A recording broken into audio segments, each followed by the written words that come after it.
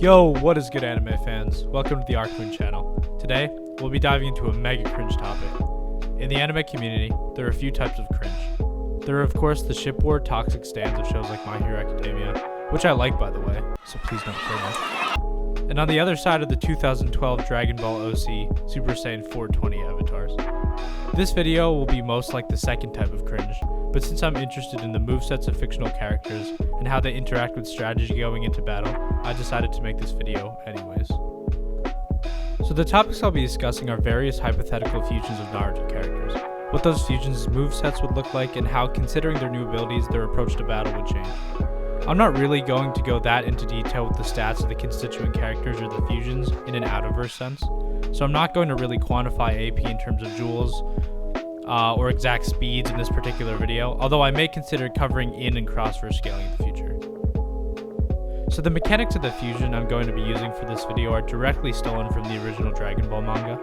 We'll be supposing that they fuse with the Patara earrings so that their general battle prowesses are multiplied, which imply a large stat increase in shared knowledge, abilities, and skills without any particular drawbacks. The first fusion I want to talk about is one between Uchiha Itachi and the 4th Hokage Namikaze Minato. Now I'm not going to give them a combined name in this video, so feel free to comment potential names that you come up with below. So this fusion of course would have all the abilities of both fighters, which means that he would inherit both Itachi's tactics to use one-shot techniques to immediately disable or kill his opponents, as well as Minato's general strategy of ending the fight by blitzing the opponent with overwhelming speed and teleportation. So to run down a quick list of abilities this character would have before I go into combination attacks, he has, from Itachi, good taijutsu, numerous fire and water style techniques, and maybe even wind if you take extra materials, shadow clones, crow clones, exploding shadow clones, and crow summons, as well as genjutsu like the ephemeral genjutsu and the demonic chain illusion, the mastered 3 Tomoe Sharingan, which has the slight precognition, the ability to copy jutsu and more genjutsu, plus Izanami and probably Izanagi if you think Itachi had it, which would make sense since he learned Izanami from the Uchiha Stone Tablet. He also would have the Mangekyo Sharingan, which would come with Tsukuyomi, Amaterasu, other genjutsu, and up to the Armored Susanoo, which is equipped with the Totsuka Blade to seal and the Yata to deflect, as well as the Yasuke Gatama beads for long-range attacks.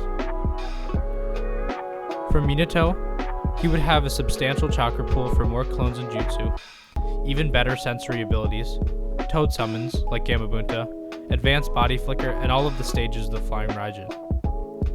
He would also gain access to incredible sailing jutsu like the Reaper Death Seal, Rasengan variations like the Standard and Massive Rasengans, Perfect Toad Sage Mode, Frog Kumite, and if we're considering Edo Tensei Minato, he would have access to the mastered variation of Kurama Chakra Mode and the Kurama Avatar with Bijou Bombs, and really massive Rasengans, as well as the emotional and dangerous sensory abilities that come with the KCM forms, plus chakra arms and maybe even regeneration.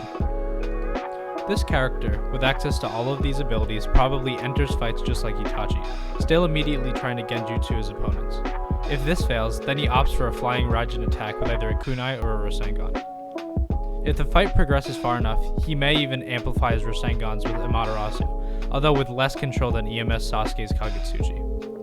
Another strategy can be to teleport directly in front of the opponent's face and use Tsukuyomi on them, which only lasts a picosecond, and immediately one-shotting the defenseless body with the Rasengan. Unlike Itachi, this character now has an extremely powerful ninjutsu to use in close quarters combat, but unlike Minato, he now has other options against opponents that can tank the Rasengan. One totally broken strategy this fusion could employ is to teleport the opponent into the Totsuka Blade, or to teleport the entire Susanoo and Totsuka Blade into the opponent, sealing them immediately. He could also teleport the opponent into a place already covered with Amaterasu. Since I'm giving this character KCM 2 as well, it is also conceivable that they would get a variation of the majestic attired Susanoo with the armored or full-bodied Susanoo wrapped around the Kurama Avatar that somehow still retains the spirit weapons from the Susanoo, as well as the ability to spam Bijou Bombs amplified with the Amaterasu, and giant Rasengans and Genjutsu casted from within the Susanoo. If this character is pushed to go all out, they could end the fight immediately with Izanami, after forcing the opponent into a cycle, depending on if their opponent's evil or not. They could also escape death with up to 2 uses of Izanami, and could still fight since he has Sage Mode, which can substitute Sight in the cases of Kabuto and Madara. He also can use the Reaper Death Seal to take their opponent out with them, if necessary. Just imagine a character using Sage Mode, KCM2 in the Avatar, as well as the Mangekyo Sharingan and Susanoo all simultaneously. Sounds like a fanfiction OC.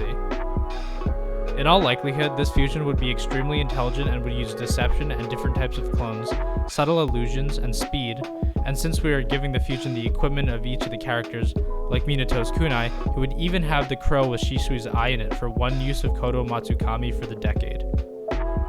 So, since I didn't want this video to be too long, I'm going to break it up into multiple parts.